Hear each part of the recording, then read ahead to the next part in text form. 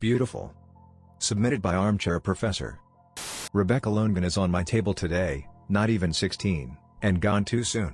Becca was, and still is, a very pretty girl. Her cheekbones are smooth and nicely shaped, her lips are full and naturally pink, her skin supple and blemish-free, and the curve of her still maturing breast is artful and well-proportioned.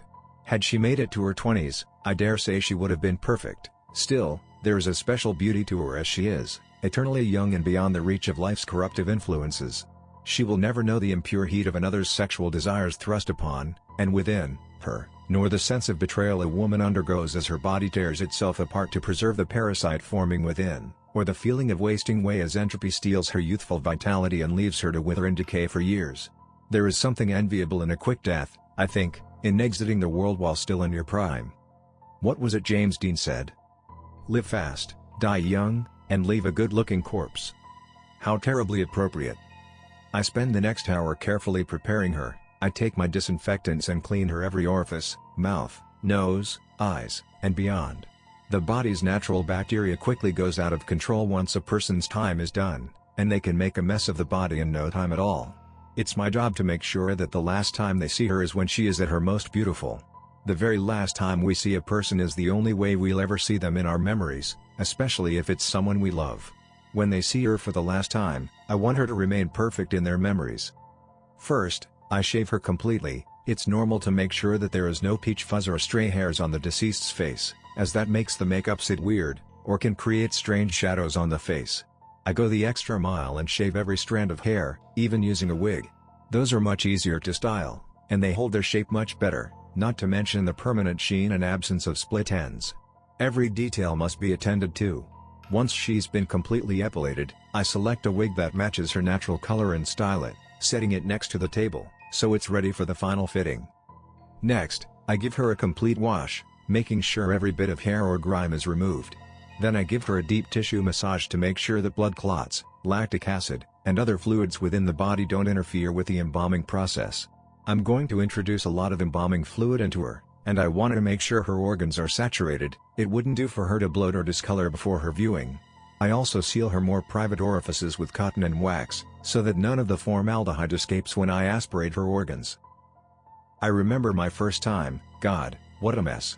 I didn't massage the body well enough, so the fluid got pressed around the organs and didn't permeate.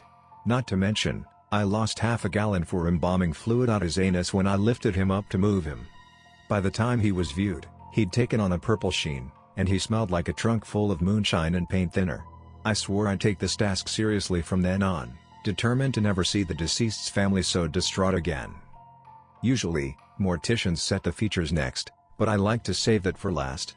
I don't mind if the body is watching me work. I take pride in my labors, and I think it makes them feel good to know that I'm so dedicated to taking care of them. Wouldn't you want to be sure that your body was in the right hands?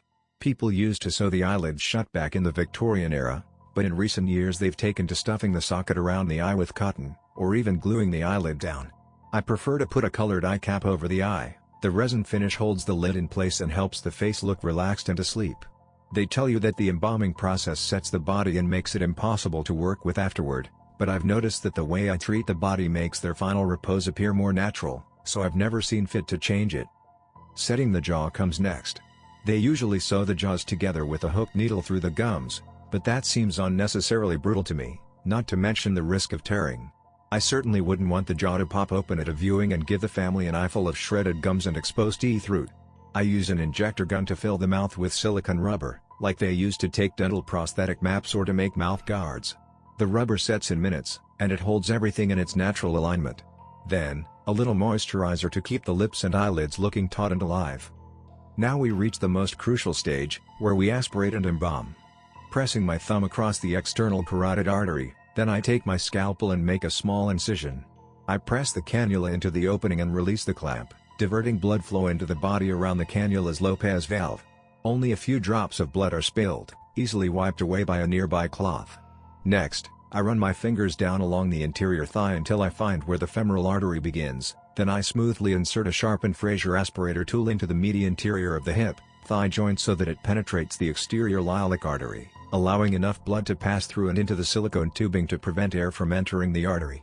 I feel the thigh muscle flex just slightly, A purely autonomic response to having 6 inches of steel penetrate it, but nothing to be concerned with. The flunitrazepam might be wearing off, but the succinylcholine will keep the muscles and tendons relaxed through the entire process. Now we're ready to flush the blood and replace it with embalming fluid, but I prefer to aspirate first. It helps make sure the organs are cleaned out completely. I pick up my trichar and press it under the umbilicus, feeling the metal point penetrate and slide into the abdominal cavity. The muscles quiver a bit but provide minimal resistance, providing me with a snapping sensation not unlike biting through a piece of rare Kobe beef. I extract the trichar screw, creating an open path into the bowel, and attach the aspirator pump. The first aspiration cycle starts, and instantly the tube is filled with partially digested food and waste. This bacteria-rich material can turn a human body into an explosive mass of fetid meat in days, even hours, if not properly treated. I hear a diminutive squeak as the vacuum changes the pressure within Rebecca's body, causing her flat belly to concave slightly. I flip the switch and begin the second cycle, pumping antibacterial wash into her organs to break loose any remaining waste, and as her abdomen balloons, I hear that diminutive squeak again. So I set the third cycle. The aspirator uses low pressure to suction out the polluted fluid and gently inflate her organs with the lukewarm cavity fluid, sterilizing them to prevent gas ballooning or explosive breaching. I disconnect the aspirator pump and reinsert the trichar screw. If I remove the tool now, she could leak, but if I let the breach site cure, I should be able to remove the tool and seal the incision with cyanoacrylate, or supersurgical glue. I pick up 2 smaller trichars and repeat the process with her bladder and pancreas, each time thorough in my flushing, each time noticing that plaintive hissing squeal of air. I am determined to prevent any bacteria-related mishaps with Rebecca's body. I want it to be perfect when her parents see it. As I move upward in her anatomy, siphoning the contents of her stomach, that damn diminutive squeak seems to be getting worse, and for a moment, I'm afraid that I've pierced through the colon and contaminated the entire body cavity. I set the pump to stage 2, pouring cavity fluid into her stomach so that it bulges in an almost pregnant fashion, before the rushing squeak of air becomes a gurgle. Her cheeks bulge outward, but the fluid cannot escape there, and the girl wretch gag squirts cavity fluid out her nose in a desperate attempt to cry out. I set the pump to stage 3 and cautiously wipe the fluid from her face, her large brown eyes glistening as they meet my gaze. She has watched me work, seen the worship and care I've given every detail to her preparation, felt my gentle touch as I've administered my trade. The tears spill from her eyes, hot trails that run down the sides of her innocent face. I am moved by her tears of gratitude. Pausing to wipe away her tears, I smile at her as I reinsert the screw into the final trichar. "There is no need to thank me, little one," I say. "My job is its own reward. I was made to do this work, I think." Attaching the aspirator to the cannula in her neck, I release the valves and begin the final process. Embalming fluid pours into her veins, using the frantic beating of her own heart to push blood out of the drain tube in her leg, the coolness of it spreading through her body.